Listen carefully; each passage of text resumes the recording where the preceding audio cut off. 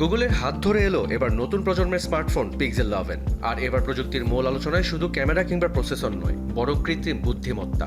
সম্প্রতি উন্মোচিত হওয়া পিক্সেল 11 সিরিজ স্ট্যান্ডার্ড মডেলে থাকছে 6.3 ইঞ্চির উচ্চ রিফ্রেশ রেটের ও এলইডি ডিসপ্লে, 12 জিবি র্যাম, ন্যূনতম 256 জিবি স্টোরেজ আর একদম নতুন গুগল টেনসর G6 চিপ।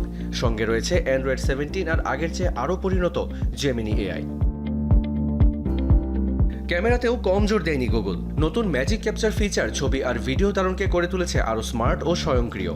এর পাশাপাশি যুক্ত হয়েছে উন্নত AI editing, circle to search আর রিয়েল টাইম ট্রান্সলেশনের মতো সুবিধা। আন্তর্জাতিক বাজারে পিক্সেল 11 এর দাম শুরু হয়েছে $899 থেকে। বলা যায় পিক্সেল 11 এর আসল প্রতিযোগিতাটা এবার শুধু হার্ডওয়্যারে সীমাবদ্ধ নয়, ফোনটা কতটা বুঝতে পারে ব্যবহারকারীকে, কতটা কাজ সহজ করে দিতে পারে আর দৈনন্দিন জীবনে এআইকে কতটা কাজে লাগাতে পারে, লড়াইটা এখন সেখানেই।